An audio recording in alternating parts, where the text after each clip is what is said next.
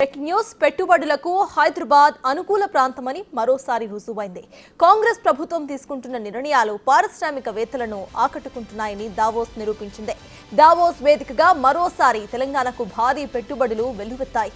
మరోసారి అనేకంటే గతంలో ఎన్నడూ లేని విధంగా లక్షల కోట్ల రూపాయల పెట్టుబడులకు ఒప్పందాలు జరిగాయనే చెప్పాలి.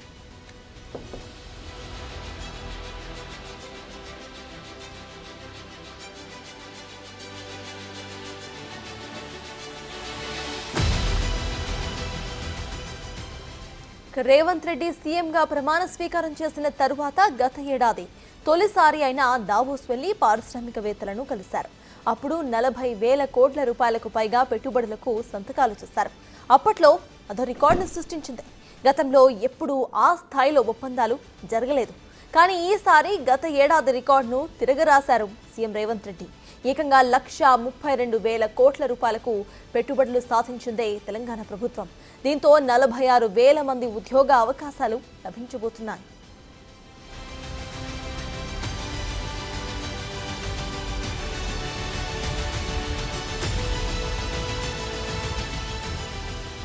తెలంగాణ ప్రభుత్వం తన రికార్డును తాను తిరగరాయటమే కాకుండా దావోస్ వేదికగా మిగిలిన రాష్ట్రాలను తలదన్నేలా పారిశ్రామికవేత్తలను ఆకర్షించింది.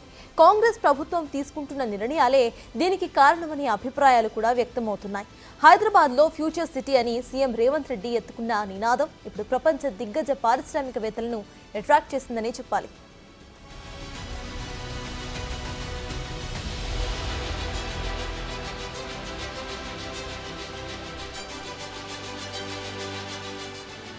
దీనికి తోడు young India skill university, regional ring road నిర్మాణం, మెట్రో విస్తరణ అంశాలు కూడా పెట్టుబడిదారులను తెలంగాణ వైపు చూసేలా చేస్తున్నాయి.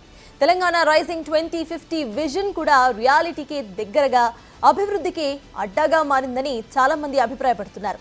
ప్రభుత్వం చెబుతున్నట్టు విజన్ 2050 గేమ్ చేంజర్ అవుతుంది అనడానికి దావోస్ సదస్సులో వస్తున్న స్పందనే ఒక బిగ్ ఎగ్జాంపుల్గా చెప్పుకోవచ్చు. పెట్టుబడులను ఆకర్షించడానికి ప్రభుత్వం తీసుకుంటున్న సరళతర పారిశ్రామిక విధానాలు కూడా కలిసొస్తున్నాయి. ఐటీ, ఏఐ, ఇంధన రంగాల్లో అంచనాలకు మించి ఒప్పందాలు జరిగాయి.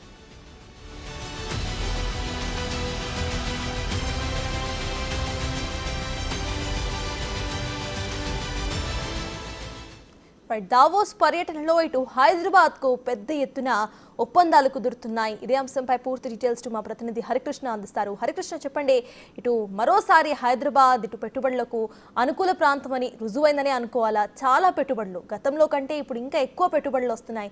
ఎలా చూడాలంటారు? ఎస్ఆర్తాజ్ రాష్ట్రంలో పెట్టుబడులు దావోస్ పర్యటన వేదికగా, వరల్డ్ ఫోరం వేదికగా రాష్ట్రానికి పెట్టుబడులు అయితే వెల్లువెత్తుతున్నాయి. దాదాపుగా 132,500 కోట్లు రాష్ట్రానికి ఇప్పటి వరకు పెట్టుబడులు రావడం జరిగింది. 10 సంస్థలతో అయితే ఈ పెట్టుబడులు రాష్ట్ర ప్రభుత్వం రాష్ట్రానికి ఆహ్వానించడం జరిగింది. అయితే ఈ యొక్క పెట్టుబడులకు కారణం ప్రధానంగా కాంగ్రెస్ సర్కార్ అధికారంలోకి వచ్చిన తర్వాత తీసుకున్న పాలసీలే కారణమని తెలుస్తుంది. ఎందుకంటే గతంలో ఎన్నడూ లేని విధంగా రాష్ట్రంలో ఇండస్ట్రీ పాలసీ తీసుకొని రావడము, అంతేకాకుండా clean and green energy policy తీసుకొని రావడము, ఏదైతే తెలంగాణ రాష్ట్రంలో పెట్టుబడులు పెట్టడానికి ఏ విధమైన అనుకూల వాతావరణం ఉంది, ప్రభుత్వం తీసుకున్న ఫ్యూచర్ సిటీ కానీ, ఏఐ సిటీ కానీ, ఇట్లా ప్రభుత్వం తీసుకున్న ఏదైతే ముందస్తు పాలసీలు కావచ్చు, అదే కాకుండా ప్రభుత్వం యొక్క ఆలోచన విధానం, ముందస్తు ప్రణాళికలు ఏ విధంగా ఉంటాయో ప్రభుత్వం యొక్క ఆలోచన విధానాన్ని పెట్టుబడిదారులకు, ఇండస్ట్రీ పారిశ్రామికవేత్తలకు వివరించడం వల్ల ఇది సాధ్యమని చెప్పవచ్చు. కాంగ్రెస్ సర్కార్ అంటే గత ఏడాది అధికారంలోకి వచ్చినప్పుడు, గత ఏడాది దావోస్ పర్యటన ముఖ్యమంత్రి రేవంత్ రెడ్డి చేసినప్పుడు దాదాపుగా 40,000 కోట్ల పెట్టుబడి అయితే రాష్ట్రానికి రావడం జరిగింది. ఈసారి ఆ రికార్డును బ్రేక్ చేసే విధంగా తన రికార్డు తానే బ్రేక్ చేసుకున్నట్టుగా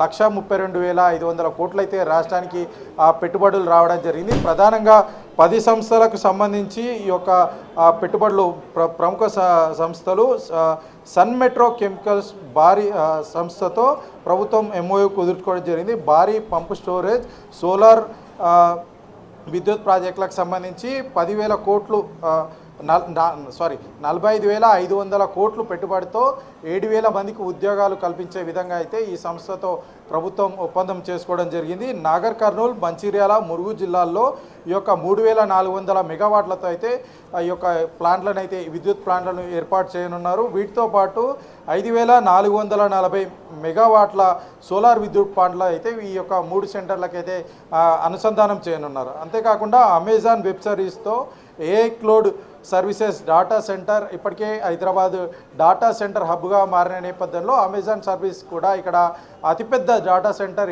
మరొకటి ఏర్పాటు చేయాలని చెప్పేసి కూడా దాదాపుగా 60,000 కోట్ల పెట్టుబడి అయితే పెట్టడానికి రాష్ట్ర ప్రభుత్వంతో ఒప్పందం చేసుకోవడం జరిగింది.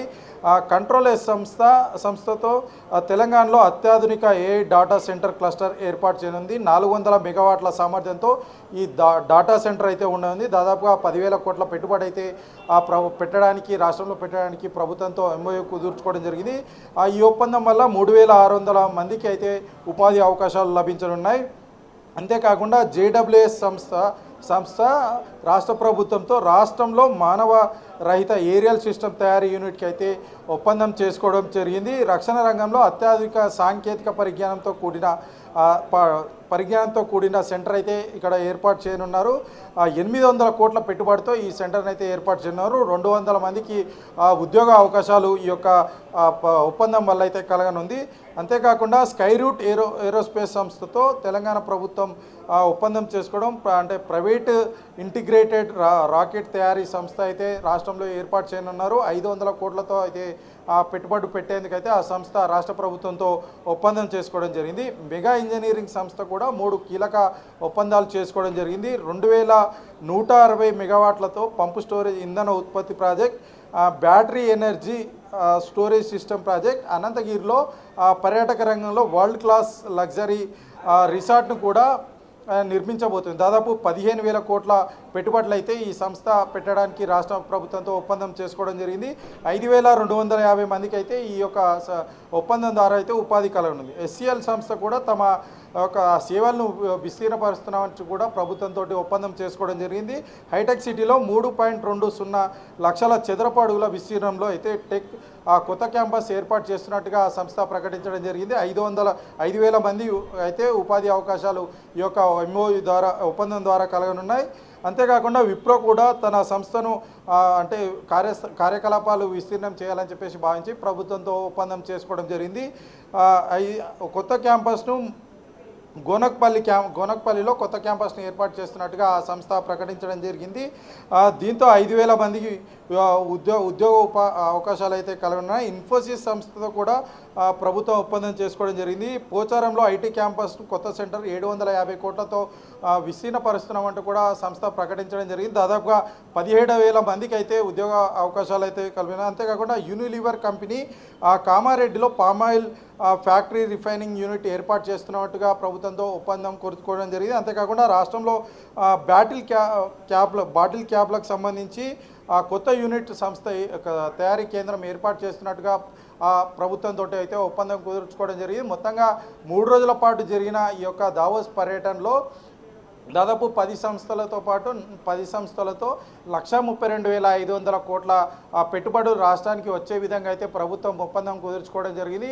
అటు ప్రభుత్వం తీసుకున్న ఏదైతే పాలసీలకు సంబంధించి గ్రీన్ ఎనర్జీ కావచ్చు, మాస్టర్ ప్లాన్ 2050 కావచ్చు, తెలంగాణ విజన్ మాస్టర్ ప్లాన్ 2050, అంతేకాకుండా ఇండస్ట్రీలకు సంబంధించి ఎంఎస్ఎంఈ పాలసీ కావచ్చు, టూరిజం రంగంలో టూరిజం పాలసీ కావచ్చు, ఇట్లా ప్రభుత్వం యొక్క పాలసీలు అనుసరిస్తున్న విధానాలు, అంతేకాకుండా ప్రభుత్వం ఫ్యూచర్లో తీసుకుపోయే ప్రాజెక్టులు మూసి పునరుద్ధరణ కానీ, మెట్రోకు సంబంధించి విస్తరణ కానీ, రేడియల్ రింగ్ రోడ్లు కానీ, world future city, AI city, ఇట్లా ప్రభుత్వం తీసుకున్న ఏదైతే ప్రాజెక్టులకు సంబంధించి పెట్టుబడిదారులకు వివరించి రాష్ట్రానికి పెట్టుబడులు రావాలని చెప్పేసి కూడా పెద్ద ఎత్తున రావాలని చెప్పేసి ప్రభుత్వం ఏదైతే లక్ష్యంగా పెట్టుకుందో ఆ లక్ష్యం దిశగా ప్రభుత్వం అయితే వేగంగా అడుగులు వేసి ఆ లక్ష్యాన్ని రీచ్ అయినట్టుగా చెప్పవచ్చు. ఎందుకంటే ఇప్పటి వరకు దాదాపు 10 ఏళ్ల నుంచి కూడా రాష్ట్రంలో ముఖ్యమంత్రి స్థాయి విదేశీ పర్యటనకు వెళ్ళి ఈ విధంగా పెట్టుబడులు ఎప్పుడు కూడా తీసుకొని రాలేదు. రేవంత్ సర్కార్ అధికారంలోకి వచ్చిన తర్వాత ఈ యొక్క ముఖ్యమంత్రి వెళ్ళి స్వయంగా దాదాపు రాష్ట్రంలో గత సంవత్సరం 40,000 కోట్ల పెట్టుబడులు రాష్ట్రానికి రావాలని తీసుకొని రావడం దావోస్ పర్యటనలో, ఈ సంవత్సరం 132,500 కోట్లు రాష్ట్రానికి తీసుకొని రావడం ఇది చరిత్ర అని చెప్పవచ్చు. ఎందుకంటే గత 10 ఏళ్ళలో కూడా ఆ రాష్ట్రం తెలంగాణ రాష్ట్రం ఏర్పడి నుంచి కూడా ముఖ్యమంత్రి ఒక్కసారి కూడా విదేశీ పర్యటన చేయలేదు. రేవంత్ సర్కార్ అధికారంలోకి వచ్చి కాంగ్రెస్ సర్కార్ అధికారంలోకి వచ్చిన తర్వాత ముఖ్యమంత్రి వెళ్ళి రాష్ట్రానికి పెద్ద ఎత్తున పెట్టుబడులు తీసుకురావాలని చెప్పేసి ఆ యొక్క పారిశ్రామిక వేదన ఒప్పించి తెలంగాణలో ప్రభుత్వం తీసుకుంటున్న ఏదైతే పాలసీల విధానాలు, అంతేకాకుండా ఇక్కడ తెలంగాణలో ఎట్లాంటి అనుకూల వాతావరణాలు ఉన్నాయి, ప్రభుత్వం యొక్క 2.0 మాస్టర్ ప్లాన్కి సంబంధించి ఇప్పటికీ ఇండస్ట్రీలను గ్రామ స్థాయికి తీసుకెళ్లాలని చెప్పేసి ప్రభుత్వం తీసుకున్న విధానం, ఆ ఓఆర్ఆర్ 10 వరకు కూడా మొదటి క్లస్టర్, ఓఆర్ఆర్ నుంచి త్రిబుల్ వరకు కూడా రెండవ క్లస్టర్, త్రిబుల్ నుంచి కూడా గ్రామీణ స్థాయి వరకు కూడా మూడో క్లస్టర్, ఇట్లా ప్రభుత్వం తీసుకున్న విధానాలు ఏదైతే పాలసీలకు సంబంధించి గ్రీన్ ఎనర్జీ కూడా కావచ్చు, రాష్ట్రంలో ఏదైతే సాంప్రదాయ పద్ధతిలో విద్యుత్ను ఉత్పత్తి చేయకుండా ఏదైతే కొత్త టెక్నాలజీని కూడా యూజ్ చేసుకొని ఈ యొక్క రంగంలో విద్యుత్ ఉత్పత్తి చేయాలి. అనుకూలంగా ఏదైతే రాష్ట్రంలో దాదాపుగా అంటే దేశంలోనే 8వ స్థానంలో గాలి వీచే స్థానంలో ఎక్కువగా వీచే స్థానంలో తెలంగాణ రాష్ట్రం ఉన్న నేపథ్యంలో అట్లా పవనాల ద్వారా వచ్చే విద్యుత్ కానీ, పంపు స్టోరేజ్ కానీ, హైడ్రోజన్ సంబంధించినవి కానీ ఇట్లా ఏ విధంగా అయితే ఇంధనం ఉత్పత్తి జరిగి ఇక్కడ కాలుష్యం తగ్గుతుందో ఆ విధంగా విద్యుత్ ఇంధనం ఉత్పత్తి చేయడము, అంతేకాకుండా ఆ టూరిజం పాలసీ సంబంధించి కూడా ఆ టూరిజంలో 3 క్లస్టర్లుగా విభజించి హై, మీడియం, సెమీ కండక్టర్ ఇట్లా 3 క్లస్టర్లుగా విభజించి ఈ యొక్క అంటే టూరిజం పాలసీలో కూడా పాలసీ ప్రవేశపెట్టాలని చెప్పేసి ఆ ప్రభుత్వం తీసుకునే నిర్ణయాలు కావచ్చు. అంతేకాకుండా ప్రధానంగా రాష్ట్రంలో యువతకు అంటే చదువుకున్న తర్వాత చాలామందికి కూడా స్కిల్స్ లేకపోవడంతో వాళ్ళ చదువుకున్న కేవలం వాళ్ళు తీసుకున్న పట్ట ఇంట్లో పెట్టుకోవడానికి మాత్రమే పనికొస్తుంది తప్ప వాళ్ళ జీవితాన్ని బాగు చేయడానికి రావట్లేదు. కాబట్టి స్కిల్స్ ఉంటేనే ఆ ఉద్యోగ అవకాశాలు, మార్కెట్ ప్రపంచం పోటీ రంగంలో ముందుకెళ్తుంది కాబట్టి ఖచ్చితంగా ఆ పోటీ రంగంలో తెలంగాణ యువత కూడా పోటీ పడాలి. మార్కెట్ డిమాండ్కి అనుగుణంగా ఈ యొక్క స్కిల్స్ ఉండాలని చెప్పేసి కూడా ప్రభుత్వం యంగ్ ఇండియా స్కిల్ యూనివర్సిటీ తీసుకొని రావడం, యంగ్ ఇండియా స్కిల్ యూనివర్సిటీకి అటు పీపీపీ మోడల్లో తీసుకొని రావడము, అటు ఏదైతే డిమాండ్కి అనుగుణంగా కోర్సులో ఇంట్రడ్యూస్ చేయడము, ఈ సంవత్సరం నుంచి కూడా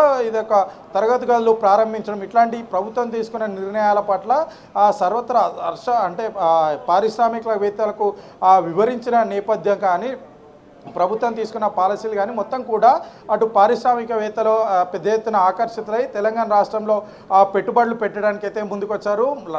ఈ దావోస్ పర్యటనకు సంబంధించి 132,000 కోట్ల పెట్టుబడులు అయితే రాష్ట్రానికి రావడం జరిగింది.